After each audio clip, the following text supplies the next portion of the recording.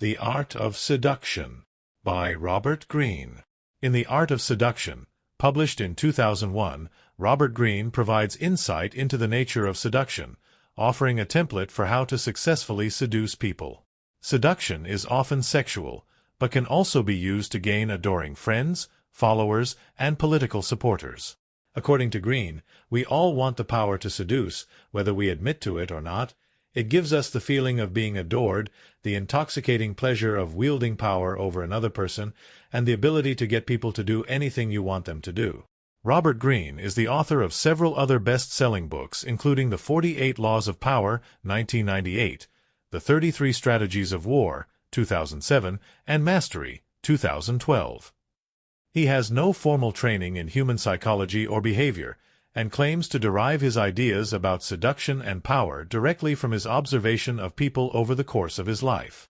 He admits he seduced his current partner using the techniques described in this book. In this guide, we'll set the ground rules for a successful seduction, and then we'll divide the seduction process into two major parts. In Part 1, we'll introduce the types of seducers and victims Greene identifies, so you can determine which role suits you best and how to approach your intended target. In Part 2, we'll cover the specific steps of the seduction process. Throughout the guide, we'll compare Greene's techniques to others in the pickup artist community. We'll look at what research tells us about the science of attraction, and we'll provide counterpoints from relationship experts. Short-form note.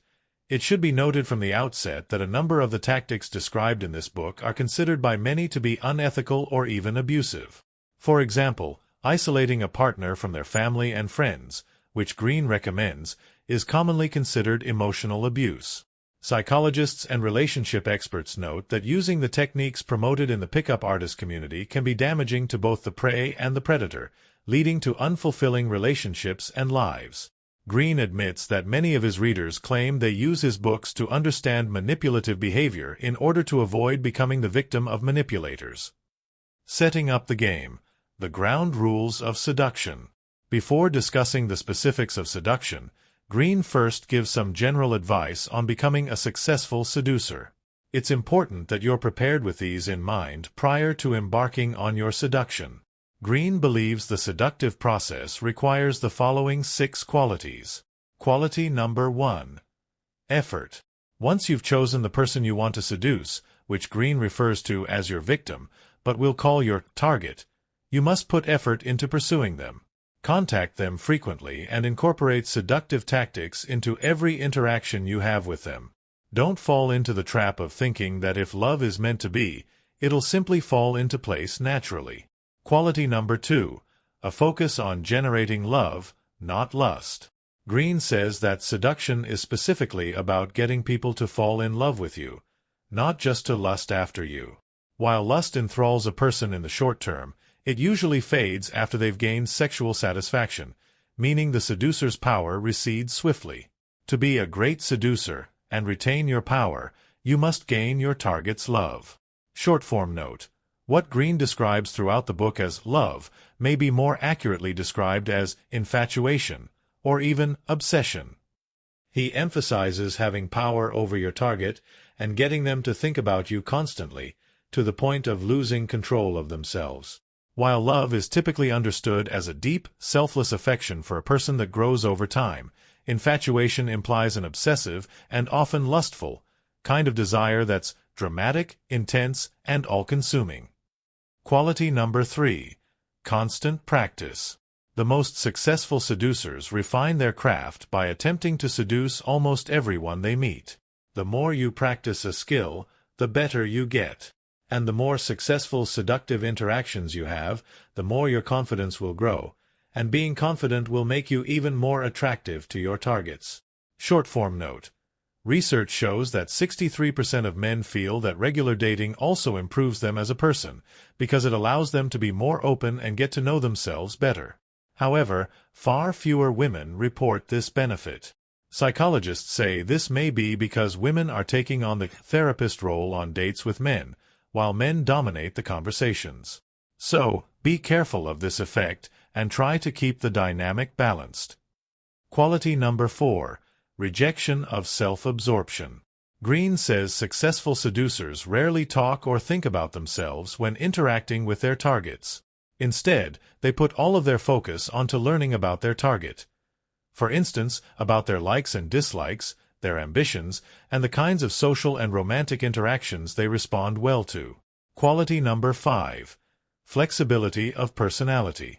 According to Greene, seducers have no single self.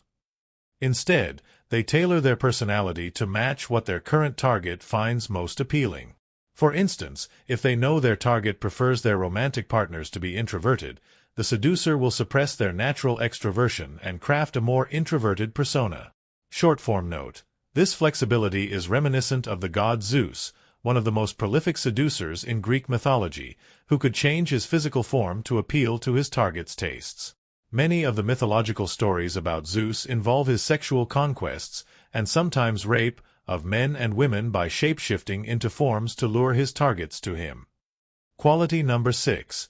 The abandonment of traditional morality. Seducers don't think about whether their actions are right or wrong. For example, Greene says you can't consider whether tailoring your personality to a target is deceptive and morally wrong. This would undermine your game. Instead, he says a good seducer thinks of their actions as nothing more than an entertaining game that allows them to get what they want. A path to greater relationship fulfillment. While most sound relationship advice emphasizes the need to make consistent effort toward your relationship and avoiding self-absorption, the abandonment of traditional morality is less universally recommended. In The Way of the Superior Man, for example, David Deida says the ideal male partner should be authentic and honest, live with integrity and be unfailingly trustworthy, prioritize deep connection over pleasure, take responsibility for his actions and learn from his mistakes, dedicate himself to self-growth and live for a higher purpose, encourage his partner to become her best, most authentic self.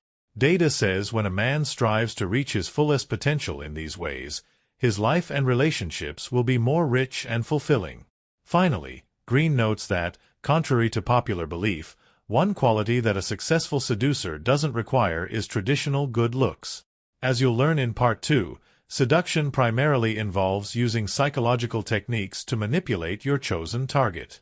Everyone can learn to implement these techniques successfully, regardless of their appearance. Short-form note: the research only partly agrees with Greene's assertion here. 2 different studies of single men and women found that, although factors like intelligence and social status were rated as relatively high priorities in a potential partner, looks were considered very important by both men and women, a bit more so for men. Part 1. The players in the game, seducers and targets. Greene says that seduction isn't as much about strategies and techniques as it is about cultivating certain qualities in yourself. When you develop these qualities and learn to embody them, you can use them to lure people in and then easily manipulate them. Short-form note: despite this claim, this book focuses fairly heavily on techniques, as do other pickup artist manuals, like The Game. The seductive quality most literature in this genre points to as being essential, though, is confidence, and research supports this. But don't get too cocky. Overconfidence might actually diminish your perceived attractiveness. To begin, identify which seducer type you have a natural tendency toward. This will be the primary character you'll play. Greene's steps toward fully embodying your seductive personality are: identify your natural seducer type.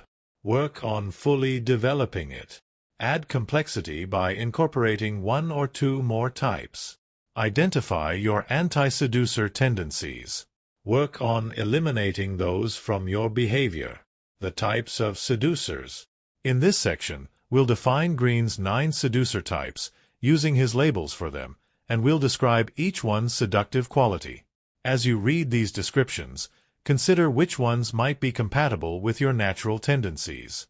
Greene says types 1 and 2 are specifically female and male types, respectively. The other types can all apply to any gender. Type 1, the siren, represents the heterosexual male fantasy. She's a hypersexual, stereotypically feminine woman. She invites repressed, bored, and rational men to let loose and fully give themselves to pleasure. We might also think of this seductress as the femme fatale stereotype. Short-form note. In ancient Greek mythology, a siren is a mythical half-bird, half-human woman with an irresistibly beautiful song. The siren resides on rocky coasts and lures sailors in with her seductive voice, eventually causing them to crash on the rocks. This mythology warns of the dangerous nature of the seductive woman. Type 2, the rake, is the quintessential bad boy.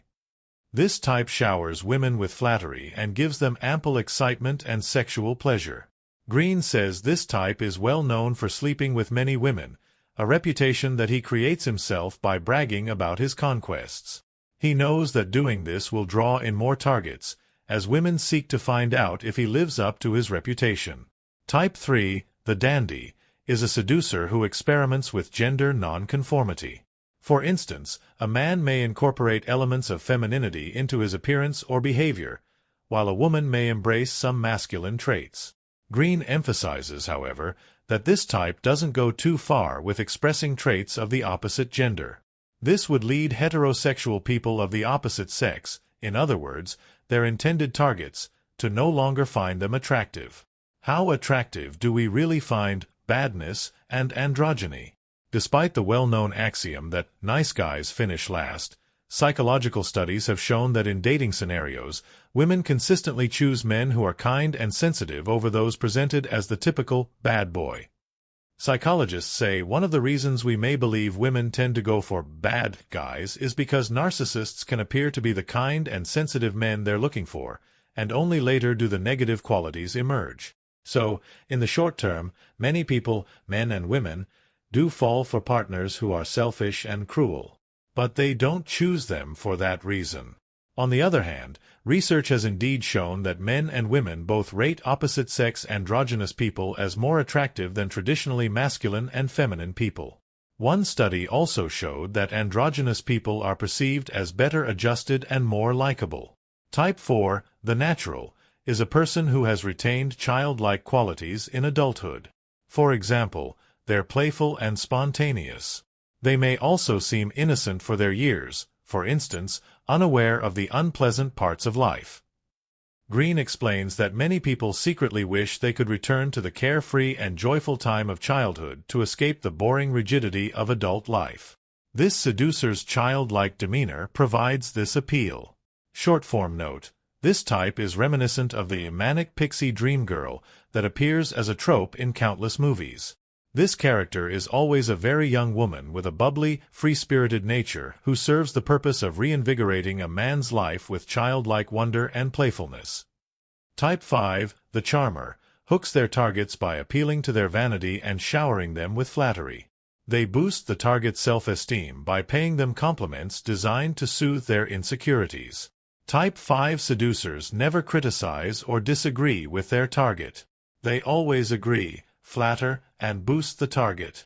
This particular seduction strategy is a long con and is not overtly sexual. Type 6, the ideal lover, lures in their targets by figuring out what the target longs for most in life, then modifying their own personality to fulfill that desire. For instance, if a target desires romance, this type passionately woos them, even if such behavior doesn't come naturally to them.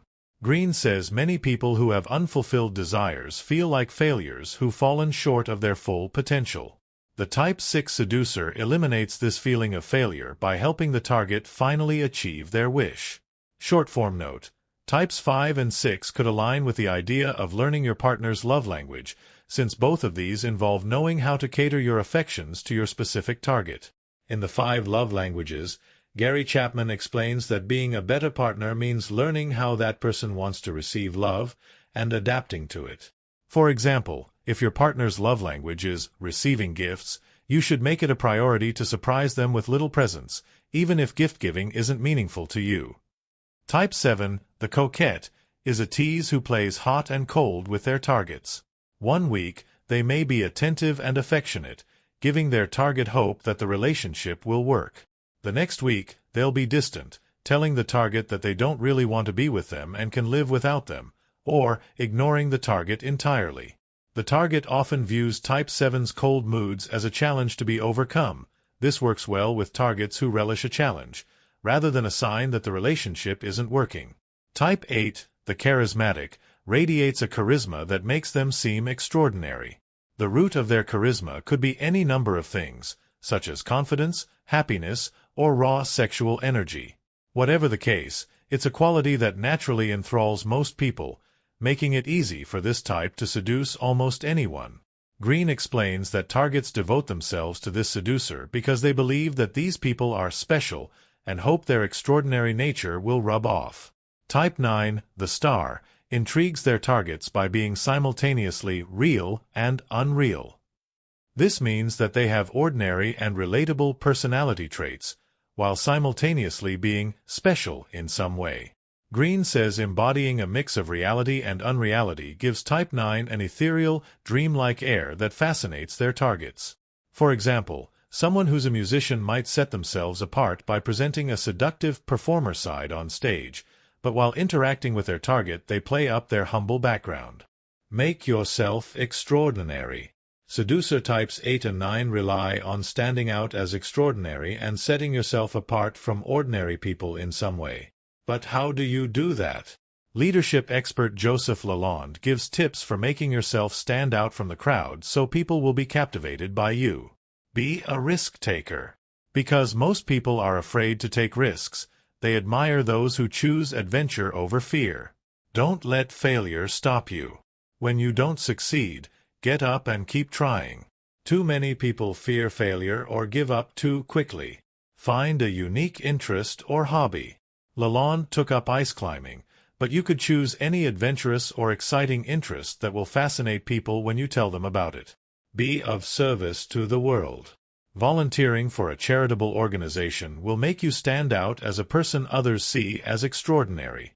If you don't want to simply do it out of the goodness of your own heart, consider that research shows altruism makes people, especially women, perceive potential partners as more attractive. The repellents. Now that we've covered the types of seducers, and hopefully you have an idea which type of seducer you could be, we'll discuss what Greene calls anti-seducers. People who, due to their behavior, are naturally repellent.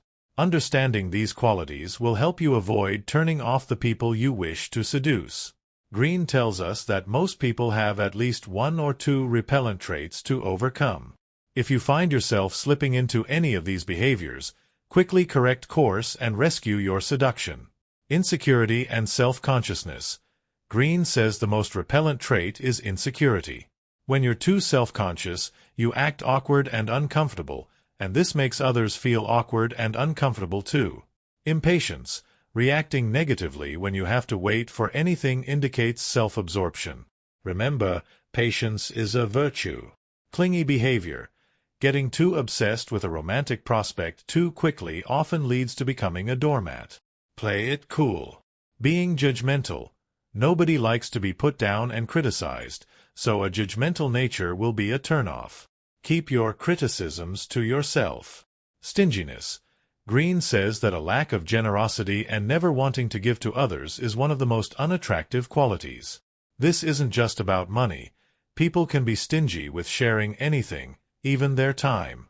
Be generous and giving and people will want to be around you. Talking too much. Dominating conversations, especially when you only talk about yourself, is not appealing to others.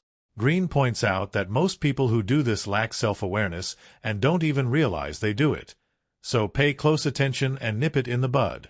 Hypersensitivity.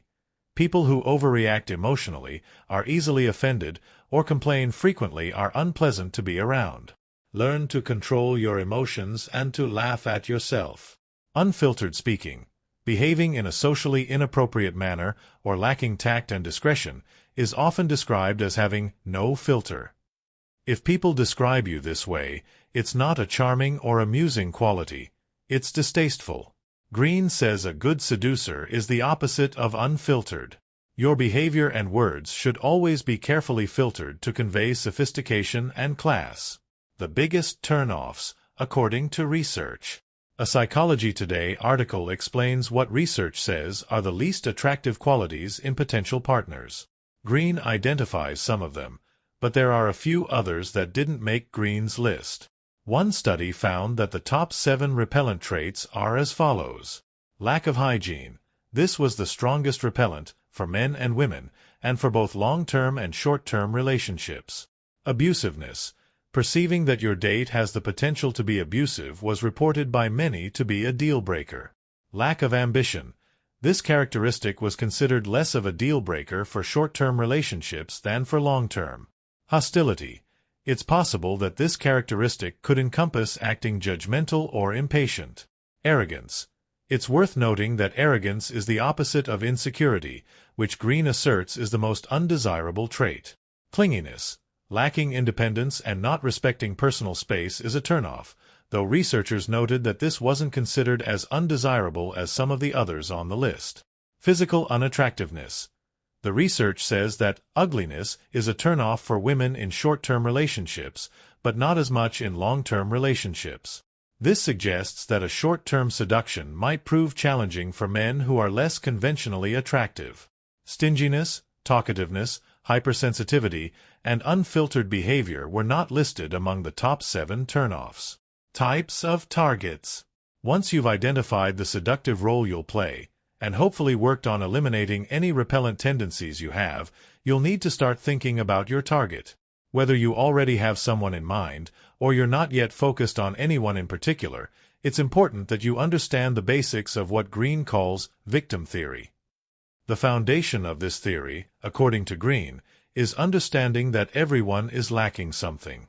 When you can pinpoint what a person is lacking in their life, and therefore what they long for, you can use that to your advantage by filling that void for them.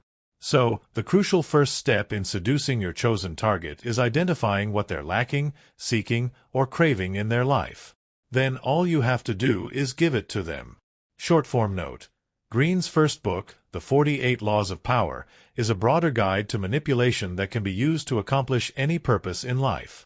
In that book, he also emphasizes the power you can attain over others by exploiting their weaknesses. He says 2 major voids people tend to have in their lives are insecurity and discontent. When you pay close attention to a person, they'll eventually reveal the source of their insecurities and dissatisfaction, and then you can use those to your advantage by validating the insecurity and easing the discontent. Greene advises that you don't choose a target that's too much like you. He says the dynamic won't work well if you both have the same deficiencies or weaknesses. So, in the following target descriptions, if something resonates with your own personality, avoid that type of target. There is one notable exception. Gender nonconformists tend to attract one another, so often a gender nonconforming target can be seduced by a Type 3 seducer. First, Greene details the general characteristics of good targets. They have some void in themselves that you can fill. Happy, contented people don't make good targets. Don't bother with them. The best target is someone who has a void you can fill or a flaw you can take advantage of. They have a good imagination. This makes them susceptible to suggestion, because their mind will fill in the blanks with romanticized notions. They are introverted. Introverts are better targets than extroverts, because they often desire to be drawn out of themselves. They have ample free time. People who have space in their lives and minds that needs filling make excellent targets. Avoid people who are very busy, especially workaholics, as they won't give you the time you need to carry out a seduction. Short-form note. Elizabeth Gilbert, author of the best-selling memoir Eat, Pray, Love, confesses that she was once a seduction addict. She admits that she often targeted men who were already in relationships, because she could exploit their discontent or boredom with that relationship by positioning herself as an attractive alternative. In this way, she took advantage of a lack and used a crafted persona to inspire the man's romantic imagination and lure him out of his ordinary life. Once you're sure that your target fits these general qualities, look for their more specific traits, which we'll discuss next. We've condensed Greene's 18 different target types by categorizing them according to the weaknesses, deficiencies, or qualities that can be manipulated. The nostalgics. The nostalgic type of target is someone who has a strong attachment to their past and longs to recapture the passion and desire they experienced in their youth. These are individuals who were likely attractive, popular, and seductive themselves, and are now past that phase of life. For example, they may have been a star athlete in college, had a brief period of fame as a musician, or be someone who was raised in an indulgent lifestyle. If they were a seducer in their past, let them seduce you. This type of person longs to recapture the seductive excitement of their youth. Indulge them, making them feel sexual prowess once again. Greene notes that if this type comes from a very privileged background and has lived an indulgent life, they're typically only seduced by youth and innocence. So if you aren't fairly young, you might not want to bother with this type. If they were once the center of attention, shower them with that attention once again.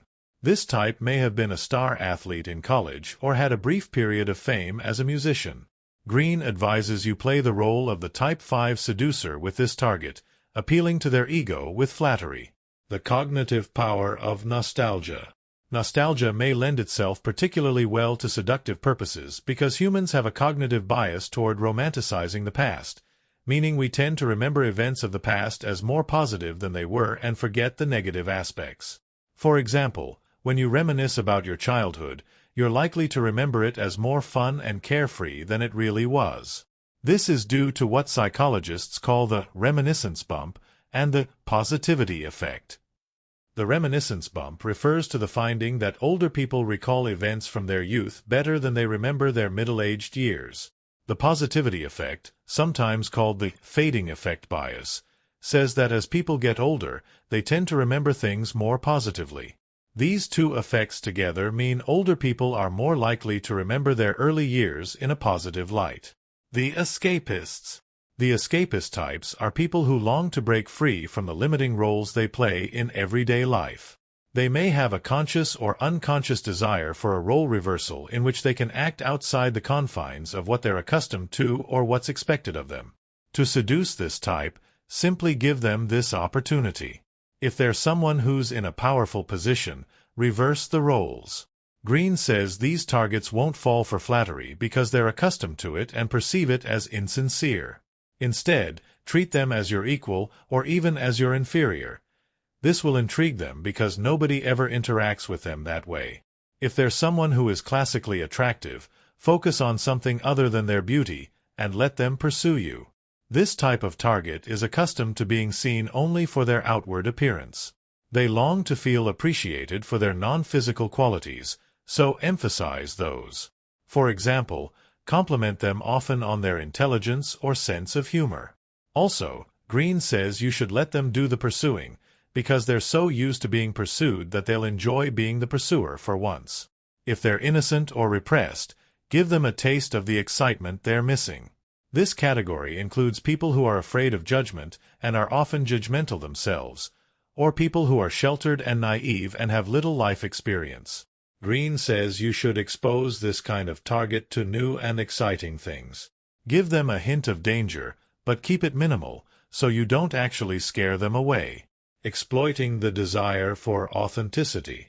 It's quite common for people to feel trapped by the roles and expectations of society and long to escape them.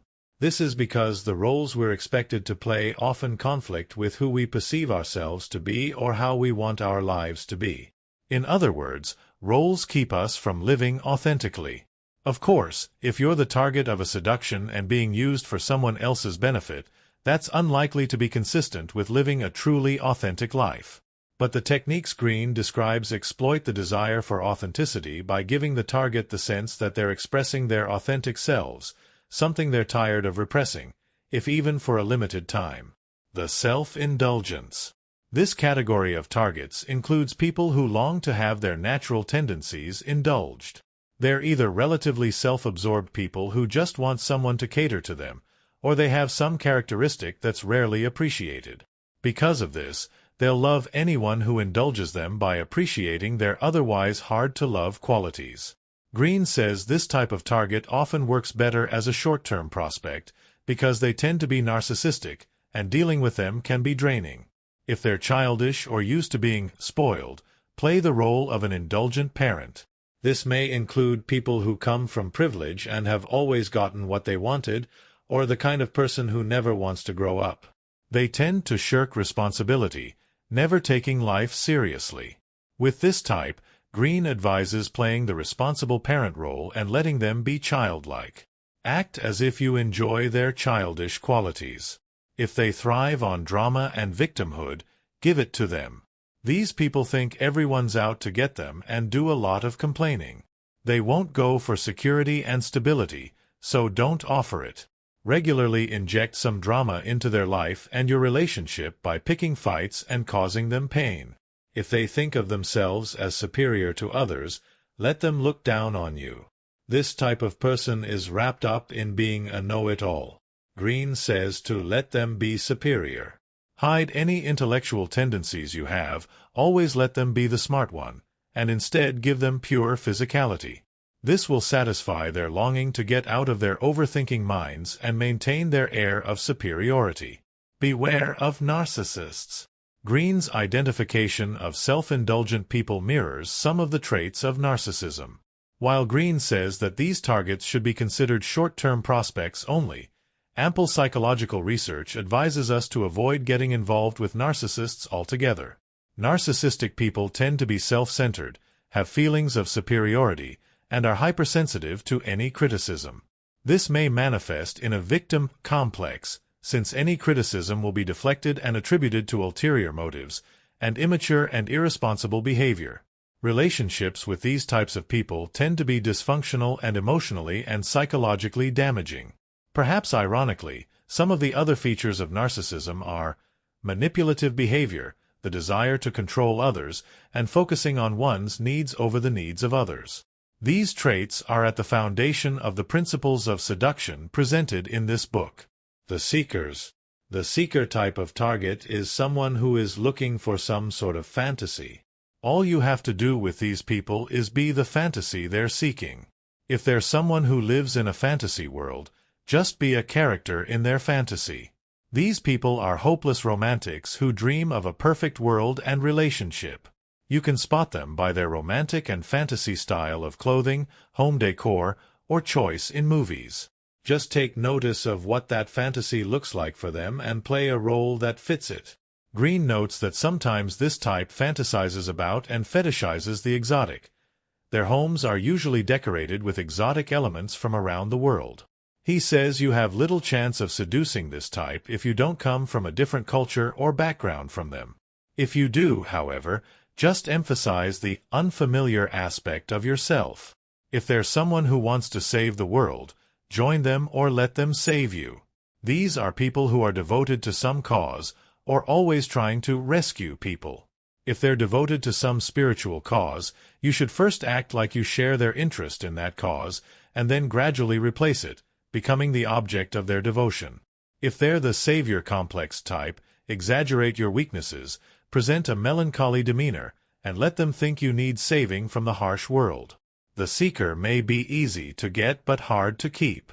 It's clear to see how someone whose identity revolves around seeking something has an obvious need in their life. These characteristics can manifest as personality disorders when they're taken to an extreme. Fantasy-prone personality, FPP, was identified by psychologists in 1981 and involves a deep attachment to fantasy worlds. Since this kind of person can be considered both an escapist and a seeker, they're likely fairly easy to manipulate by appealing to their vivid fantastical imagination. Likewise, individuals who have a savior complex are also prone to falling into dysfunctional relationships, as they gravitate toward troubled people. This may make them easy targets as well. However, Greene is probably correct in pointing out that these types are best for short-term prospects because their constant seeking for the next fantasy or fixer-upper means they're not likely to stick around long. Part 2. Playing the game, the seduction process. To seduce someone means to make them fall in love with you, romantically or platonically. Through the seduction process, you can win sexual partners or adoring and devoted friends, fans, or followers. According to Greene, the aim is always to bring the other person under your control. Once you have a person under your control, you can easily manipulate them into doing what you want. What you want may be sex. This is the traditional perception of seduction's end goal. However, Greene emphasizes that seduction doesn't have to be sexual. Instead, it may be about convincing someone to support you politically or to buy your product or service. Short-form note. In the 48 Laws of Power, Greene discusses a variety of other ways these techniques could be employed. For one example, he explains how you can generate a cult following of people who will adore you and do your bidding. This means you can use them to generate wealth and status. One of the methods he suggests for doing this is by imitating the structure of organized religion by positioning yourself as a guru figure and setting up a hierarchy, rules, and titles for your followers. First, use the general characteristics of good targets described in Part 1 to identify an appropriate seduction target. Once you've identified your target, it's time to commence with the seduction process. Greene's seduction process happens in 4 phases, which we'll describe as luring your target, sinking your hook, reeling in your catch, devouring your prey. While you'll want to follow the general template described here, you may have to tweak some of your tactics a bit as you learn more about your target. For example, we'll describe one step in which Greene suggests finding or creating an opportunity to rescue your target from some difficulty. If, however, your target is the savior complex type who always wants to rescue others, you may want to set up a scenario that allows them to come to your aid instead. Remember, always cater to your target's specific deficit or weakness. Phase 1. Lure your target. During this first phase, spend some time learning more about your potential target to discover what target type they most embody. This will determine your specific seductive strategy. If done well, you'll intrigue your target in this phase. Step 1. Create a sense of security. In the beginning, Greene says to act like you're just interested in your target as a person and want to be friends. This way, they'll relax and let their guard down. They'll then feel comfortable opening up to you, which will allow you to learn their vulnerabilities, cluing you into the type of seduction that will work best with this person. Step 2. Create intrigue by appearing desirable. Making your target think other people want you will make them think there must be something desirable about you, and they'll want to find out what it is. Greene advises trying to surround yourself with other people to make yourself look popular. Short-form note. Be selective about who you surround yourself with. Psychological research shows that both men and women found potential mates less attractive when they were surrounded by good-looking people of the same sex, but more attractive when they were surrounded by good-looking people of the opposite sex. So, for a successful seduction, you may want to find some attractive opposite-sex friends to surround yourself with. Step 3. Create a need that you can fulfill. As we've discussed, Greene emphasizes this as the most important element of seduction. The target must think you have something they need, which means they need to believe there's something missing in their own life. You can create this sense of deficit for them by subtly pointing out things that are wrong with their life. For example, you may hint at the lack of adventure and excitement in their life or mention how dull their friends and family are. Then assure them you can give them what's missing. Step 4. Play to your target's vanity. Imitation is the most seductive form of flattery, and flattery will often get you everywhere, Greene says. Subtly mirror your target's mannerisms, tastes, moods, and beliefs. Make them believe they're the person they think they are by mirroring their ideal self back to them. For example, if your target sees themselves as a devout spiritual practitioner, present yourself as that too, and let them believe you admire their faith and devotion. Step 5. Create a tempting taboo. People are drawn in by what they think is forbidden, so give your target the sense that you're unavailable in some way. Be flirtatious and flattering, but let them think they can't have you yet. Greene says it's very important to be patient. Remember, in this phase you're just creating intrigue. Gaining trust through deception. This first phase creates an apparent contradiction between being deceitful and gaining trust. Every one of these steps involves some deceptive element. Pretending you only want to be friends, implying that you're out of reach and forbidden, inventing a need for someone, and insincere flattery. The combination of these is meant to make yourself appear trustworthy to your intended target. However, after some time, your target is likely to see through the facade. If you're only concerned with fleeting seductive experiences, Maybe this will work for you. However, an alternate approach to developing a trusting relationship is being honest and trustworthy. In How to Not Die Alone, Logan Ury gives relationship advice based on science-backed evidence. She says people who jump from one relationship to another tend to be unfulfilled because they don't have the kind of companionship we seek in a long-term pair bond. Self-help expert Mark Manson agrees. He says when you don't form authentic connections with people, your deeper human needs aren't met. He suggests that you should always be clear and intentional about what you want as you go about dating. Phase 2. Sink your hook. In this next phase, you'll take your target from being intrigued to being hooked. This means their attention will be focused on you alone. According to Greene's process, the key to this hook is to play a role and create an illusion that you'll lure the target into. Step 1. Create surprise and unpredictability. Most people find predictability boring, so you'll need to come up with ways to occasionally surprise your target. Try giving them unexpected little gifts or arrange a spontaneous trip to keep things interesting. Step 2. Use the power of language to create an illusion. Words can have power over people, so use them deliberately. Greene reminds us that regular people say what they really think. The seducer, however, crafts their words to direct their target's thoughts and feelings. There are a few ways to use what Greene calls the demonic power of words to manipulate. Use flattery specifically about whatever your target feels insecure about. Compliment them on things nobody else does and feign emotionality, as if you're truly impressed. Be vague and ambiguous often, so the target gets confused. For example, give the target vague promises of future adventure, without being specific. Greene asserts that this will put you in a position of power as they grapple with trying to figure you out. Don't argue with your target, it's anti-seductive.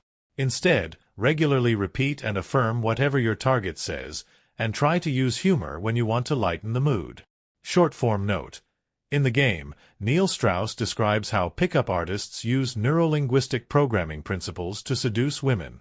Neurolinguistic programming, NLP, is a method developed by psychologists to treat people with mental health problems using language to direct their thoughts toward healthier patterns.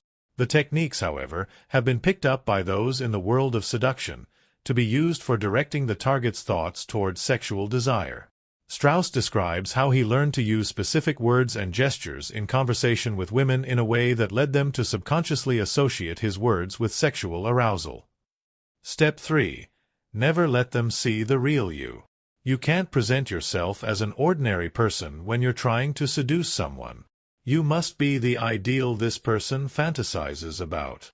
According to Greene, this means that rather than expressing preferences of your own, you'll want to cater to what your target likes, in the way you dress, where you take them, what you talk about, and so on. Short-form note. In No More Mr. Nice Guy, Robert Glover says in order to live a fulfilling life, a man must stop being overly accommodating to others, and instead be authentic. While Greene doesn't suggest that you actually agree with your target, only act like you do. Glover says that integrity is an essential quality men should cultivate. He also argues that it's too difficult to keep up a facade all the time. Step 4. Manipulate using moments of weakness. Occasionally let your target see a vulnerable side of you. Greene suggests confessing some secret to them, expressing deep emotion. Cry if you can. This disarms the target and makes them feel close to you. Wait until you've gotten to know them a little first, though. Don't do this too soon, and don't overdo it. Step 5. Alienate the target from their world and bring them into yours. Greene says that your target's friends and family will be your biggest enemy in the seduction process. They give the target comfort and security and may also try to sway them against you if they see through your tactics. This means you should try to get your target away from their friends and family as much as possible. Convince them that their friends and family are jealous of the time they spend with you or that they're paternalistically controlling. Greene notes that this last point works particularly well with very young people who feel confined by parental control. Keeping the target from all forms of comfort creates a fear that only you can save them from. Targeting very young people. While Greene presumably intends for targets to be adults, the implication that this works best on young people who you'll attempt to isolate from parental control is reminiscent of grooming tactics.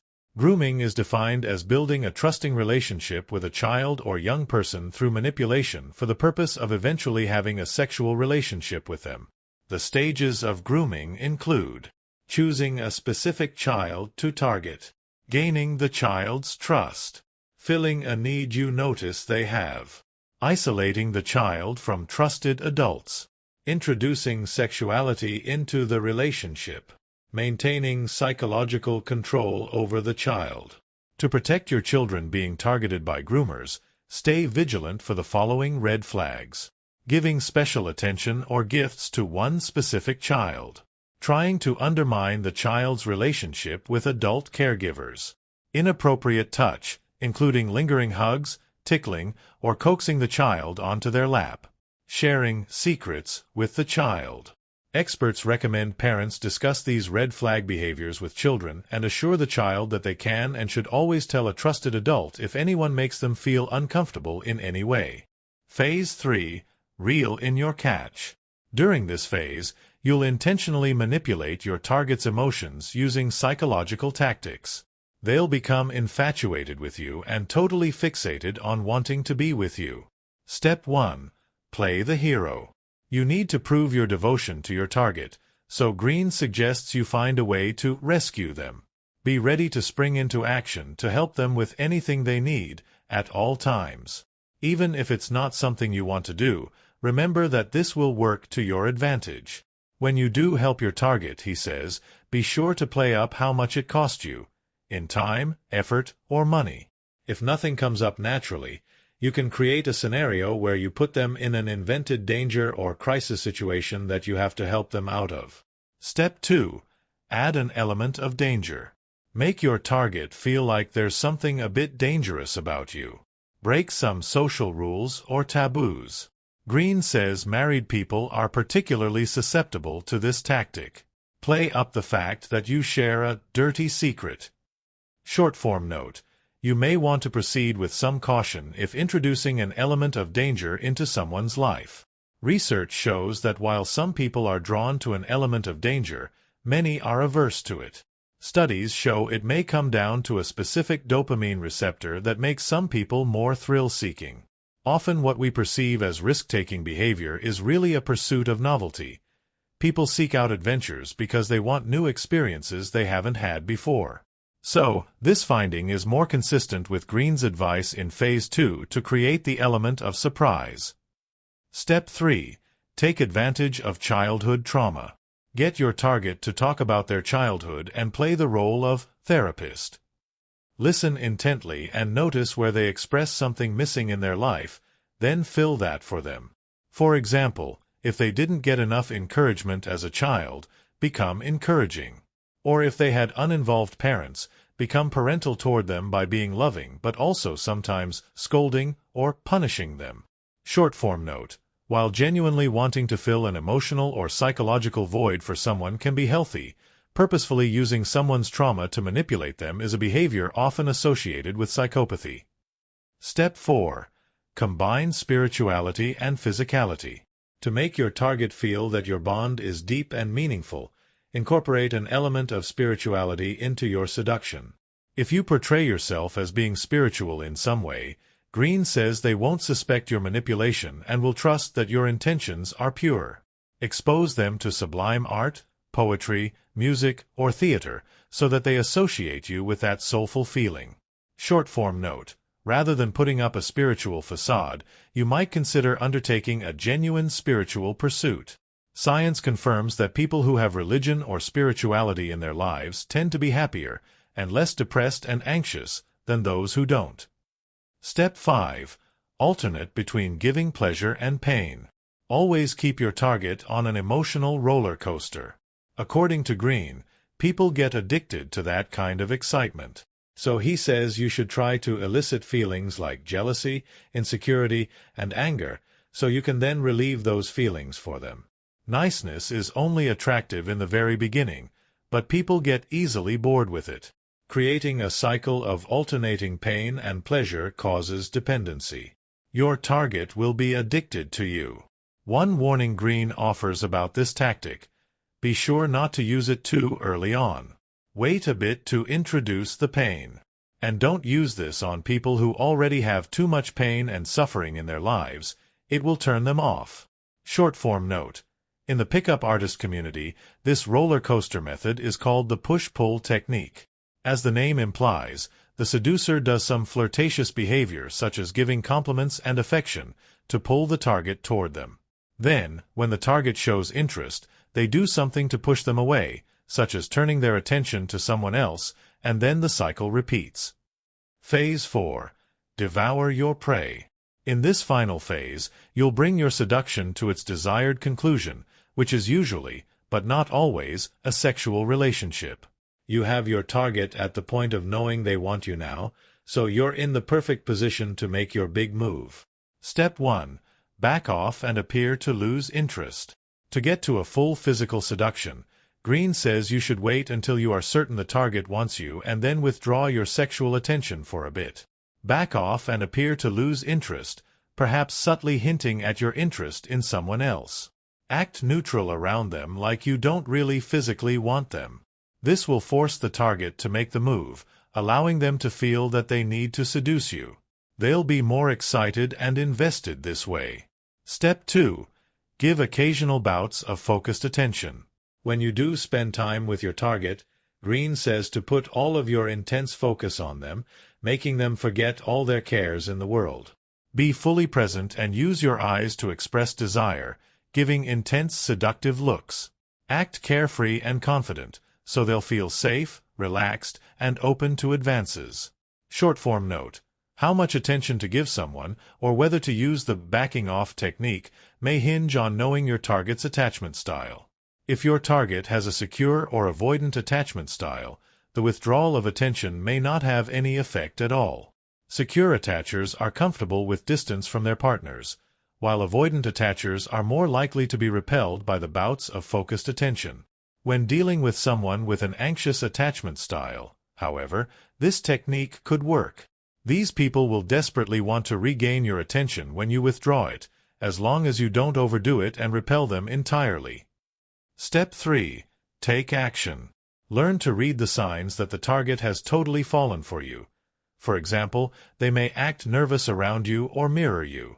When you notice this, Greene says it's time to create an atmosphere for the final move of your seduction to occur. Make it memorable or theatrical in some way. For example, create a romantic setting with candles and music. The target will be putty in your hands at this point.